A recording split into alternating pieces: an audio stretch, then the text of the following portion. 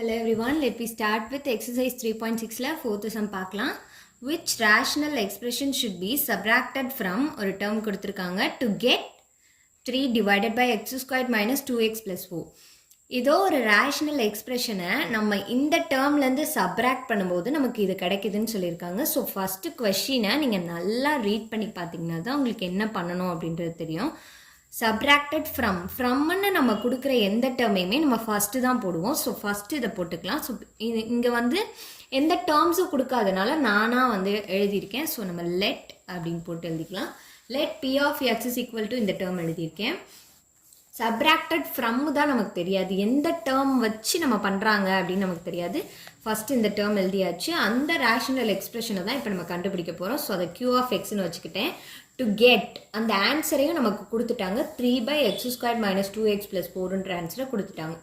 So அதை வந்து equal to போட்டு எழுதியாச்சு. ஸோ பி ஆஃப் எக்ஸ் நமக்கு தெரியும், ஃபஸ்ட்டு இருக்க டேர்ம் அதை போட்டுட்டு மைனஸ் கியூ ஆஃப் எக்ஸ் தான் நம்ம கண்டுபிடிக்க போகிறோம். ஈக்குவல் டு அந்த ஆன்சர் நம்ம எழுதியாச்சு.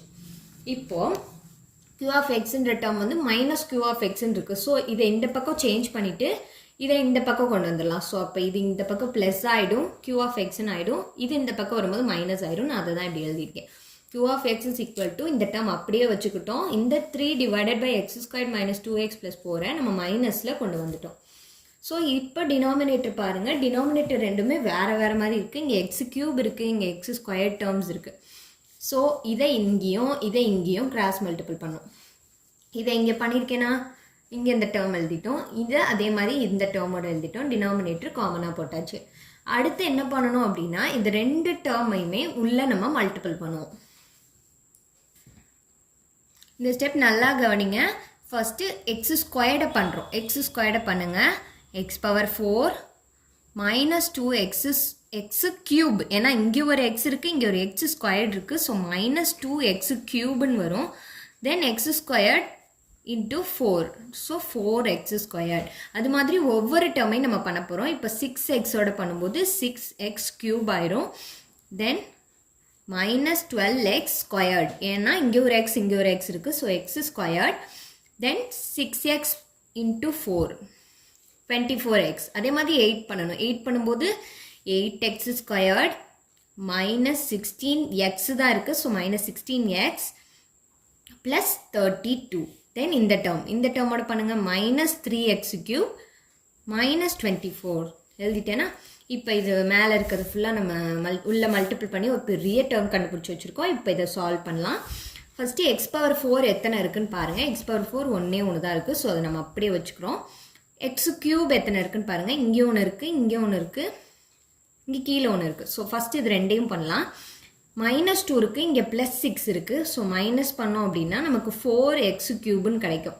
பேலன்ஸ் நமக்கு ஒரு மைனஸ் 3x க்யூப் இருக்குது, அதை போட்டாச்சு. அடுத்து எக்ஸ் ஸ்கொயர். இந்த மாதிரி ஸ்டெப் பை ஸ்டெப்பாக பண்ணிங்கன்னா உங்களுக்கு குழப்பாமல் இருக்கும், பார்க்குறதுக்கும் நீட்டாக இருக்கும். So 4x squared minus 12x squared நான் மைனஸ் பண்ணிடுவோம். அப்போ மைனஸ் 8x ஸ்கொயர்டு நமக்கு கிடைக்கும். ஸோ மைனஸ் 8x ஸ்கொயர்டு எழுதிட்டேன்.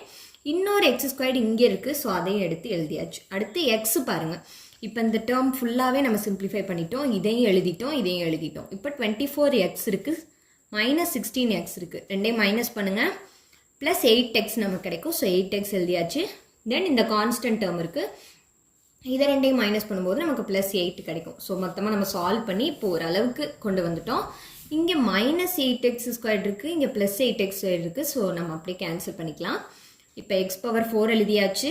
இதுலேருந்து ஒன்று மைனஸ் பண்ண போகிறோம். இங்கே 4 இருக்குது, இங்கே மைனஸ் 3 இருக்குது. ஸோ மைனஸ் பண்ணோம் அப்படின்னா வெறும் X cube plus 8x plus 8. Denominator நம்ம அப்படியே தான் வச்சுக்க போகிறோம். இப்போ இந்த டேர்மில் பார்த்தீங்க அப்படின்னா ஃபஸ்ட்டு என்ன இருக்குது, இங்கே எக்ஸ் பவர் 4 இருக்குது, எக்ஸ் க்யூப் இருக்குது. இதை ரெண்டாக பிரிச்சுக்கோங்க. இந்த டேர்மில் எது காமனாக இருக்குன்னு பாருங்கள். எக்ஸ் க்யூப் அப் டு காமனாக இருக்குது. ஸோ எக்ஸ் க்யூப் நம்ம வெளியே எடுத்துடலாம். எக்ஸ் க்யூப் வெளியே எடுத்தோம் அப்படின்னா இங்கே பேலன்ஸ் என்ன இருக்கும், ஒரு எக்ஸ் இருக்கும், இங்கே 1 ஆகிடும். ஸோ 1ன்னு போட்டாச்சு. அதே மாதிரி இங்கே 8 காமனாக இருக்குது. ஸோ 8 வெளியே எடுத்தாச்சு. இங்கே எக்ஸ் இருக்கும், இங்கே ஒரு 1. So x plus 1. இப்போ நமக்கு 2 ஃபேக்டர் கிடச்சிருச்சு. X cube plus 8 and x plus 1ன்னு 2 கிடச்சிருச்சு. ஸோ எக்ஸ் க்யூப் ப்ளஸ் 8 கீழே எக்ஸ் க்யூப் ப்ளஸ் 8 இருக்குது. கேன்சல் பண்ணிட்டோம் அப்படின்னா x plus 1 divided by x squared minus 2x plus 4.